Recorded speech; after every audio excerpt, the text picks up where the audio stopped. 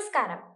Israel തലസ്ഥാനമായ tell അവീവിലെ parking സ്ഥലങ്ങളിൽ 3 ഒഴിഞ്ഞ ബസ്സുകൾ തുടർച്ചയായി പൊട്ടിത്തെറിച്ചതിനെ തുടർന്ന് പലസ്തീനിലേക്ക് വീണ്ടും സേനയെ വിന്യസിപ്പിക്കാൻ ഉത്തരവിട്ടിരിക്കുകയാണ് ഇസ്രയേൽ പ്രധാനമന്ത്രി ബെഞ്ചമിൻ നെതന്യാഹു. ജൂഡിയയിലെയും സമരിയയിലെയും ഭീകരവാദ കേന്ദ്രങ്ങൾക്കെതിരെ തീവ്രമായ നടപടിയെടുക്കാനാണ് പ്രധാനമന്ത്രി നെതന്യാഹു IDF-നോട് ഉത്തരവിട്ടിരിക്കുന്നത്.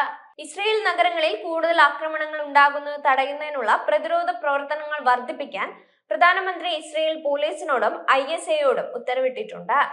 ബാറ്റ് യാമിന്റെയും ഹോളോണിന്റെയും പ്രാന്തപ്രദേശങ്ങളിൽ 3 ഒഴിഞ്ഞ വാഹനങ്ങൾ പൊട്ടിത്തെറിച്ചതിനെ തുടർന്ന് പോലീസ് ബസ്സുകളിൽ നിന്ന് 2 ബോംബുകൾ കൂടി കണ്ടെത്തി നിർവീര്യമാക്കിയതായി Times of India Israel report ചെയ്തിരുന്നു. പ്രധാനമന്ത്രിയുടെ ഓഫീസ് സംഭവത്തെ കൂട്ട ബസ് ബോംബ് സ്ഫോടനങ്ങളുടെ ഒരു ശൃംഖല നടത്താനുള്ള ശ്രമം എന്നാണ് വിശേഷിപ്പിച്ചത്. ആക്രമണം പലസ്തീനിൽ നിന്നുള്ള ഭീകര സംഘടനയിൽ നിന്നായിരിക്കുമെന്ന് ടെൽ അവീവ് പോലീസ് മേധാവി ഹൈം സർഗറോഫ് മാധ്യമ പ്രവർത്തകരോട് പറഞ്ഞിരുന്നു. കഴിഞ്ഞ മാസം ജനിൽ അഭയാർത്ഥി ക്യാമ്പിൽ IDF വലിയ തോതിലുള്ള ഭീകര വിരുദ്ധ പ്രവർത്തനം ആരംഭിച്ചിരുന്നു.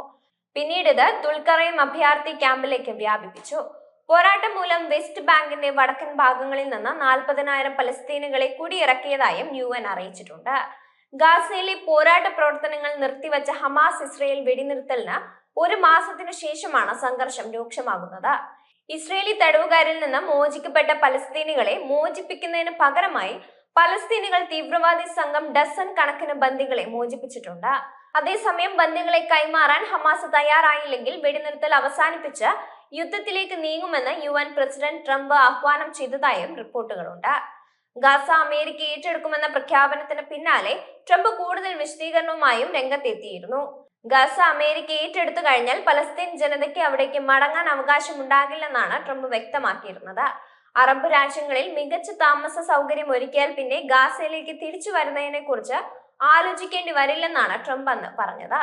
അതേസമയം ടെൽ അവീവിന് സമീപമുള്ള ബാറ്റ്നിയം നഗരത്തിൽ വിവിധയിടങ്ങളിലായാണ് നിർത്തിയിട്ടിരിക്കുന്ന 3 ബസ്സുകളിലായി സ്ഫോടനം നടന്നത്. ഭീകര ആക്രമണമാണ് നടന്നതെന്ന് സംശയിക്കുന്നതായി ഇസ്രയേൽ സുരക്ഷാ ഉദ്യോഗസ്ഥരും വിശദീകരിച്ചിരുന്നു. പ്രധാനമന്ത്രി ബെഞ്ചമിൻ നെതന്യാഹു അടിയന്തര സുരക്ഷാ യോഗം വിളിച്ചു ചേർക്കുകയും ചെയ്തിരുന്നു. സ്ഫോടനത്തിൽ ആളപായമില്ല എന്നാണ് ഇതുവരെയുള്ള വിവരങ്ങൾ. അതേസമയം സംഭവത്തിൽ പോലീസ് സംശയിക്കുന്ന ആളുകളുടെ ചിത്രങ്ങളും പോലീസ് പുറത്തുവിട്ടിട്ടുണ്ട്. 2 ബസ്സുകളിൽ നിന്ന് കണ്ടെത്തിയ ബോംബുകൾ സുരക്ഷാ ഉദ്യോഗസ്ഥർ നിർവീര്യമാക്കി. ഇതിനെ തുടർന്ന് ജനങ്ങളോട് ജാഗ്രത പാലിക്കാനും നിർദ്ദേശം നൽകിയിട്ടുണ്ട്.